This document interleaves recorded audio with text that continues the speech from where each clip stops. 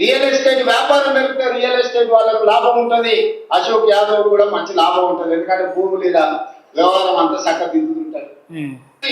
Real estate ఉంటుంది, అశోక్ యాదవ్ కూడా లాభం ఉంటుంది. ఆయన మెడలో ఉన్నటువంటి ఆ గొలుసులు, ఏమంటారు ఆ ఉంగరాలు, ఆ కడియాలు, పక్కన ఈ కొండల రెడ్డో తిరుపతి రెడ్డో గుర్తొస్తలేదు, అన్ని మొక్కలు ఒకేలా ఉంటాయి. ఈయన పెట్టుకొని తిరిగి దండాలు చేస్తే ఈ ఆదిత్య కన్స్ట్రక్షన్స్ నార్సింగులు ఉన్నా ఏమున్నా మంచి లాభాలు ఉంటాయి. నువ్వు మాట్లాడే స్పీచ్ ఎవరికి లాభం ఉంటుంది? నిన్ను నమ్ముకొని ఉన్నటువంటి అశోక్ యాదవ్ లాంటి వాళ్ళకి మంచిగా బంగారం తెచ్చి పెడుతుంది. కానీ ఒత్తులం బంగారం ఇమ్మంటే ఆడబిడ్డలకు ఇచ్చే మనసు నీది కాదు. ఏం దండాలు చేస్తున్నారా?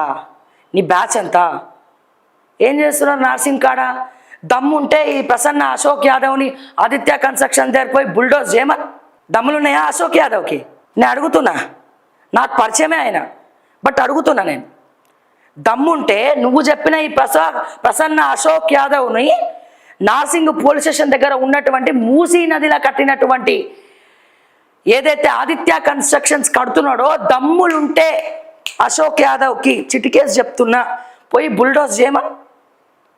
అట్లాగే నీ ఎమ్మెల్యే కానీ ఎమ్మెల్యే ఏ ఎండక గొడుగు పట్టే ఎమ్మెల్యే ప్రకాష్ గౌడ్ అనే ఎమ్మెల్యే నాలాని డైవర్ట్ చేసి నాలా మీద మాలు కట్టుకున్నాడు ఆయన.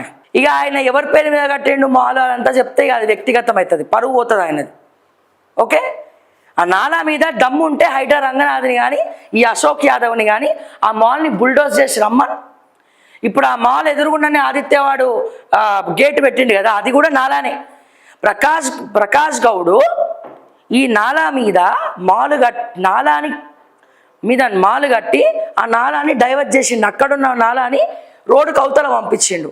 ఆ అవతల పంపించిన నాలా మీద ఆదిత్య కన్స్ట్రక్షన్స్ వాడు కడుతున్నాడు. ఇప్పుడు అది నాలా ప్లస్ మూసీ నది. నువ్వేమో నీ రియల్ ఎస్టేట్ బిజినెస్ కోసము, నీ రియల్ ఎస్టేట్ బినామీల కోసము, నీ రియల్ ఎస్టేట్ దందాల కోసము అశోక్ యాదవ్ కోసం పనిచేస్తావు.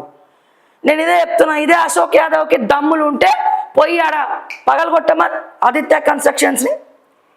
నిజంగా నార్సింగ్ ప్రజల మేలు కోరుకునేవాడే అశోక్ యాదవ్ అయితే, నార్సింగ్ పబ్లిక్ మేలు కోరుకునేవాడు అశోక్ యాదవ్ అయితే, ఇట నిజంగా దిల్లున్న మనసు అయితే, దిల్లున్నోడైతే, గుండెల జిల్లున్నోడైతే, చిల్లున్నోడు కాదు దిల్లున్నోడు అయితే నువ్వు చెప్పిన ఈ అశోక్ యాదవ్ని పోయి పగలగొట్టమని, ఆదిత్యవాడిని కన్స్ట్రక్షన్ పగలగొట్టమని చూసుకుందాం. తర్వాత ఏదైతే అది అయింది.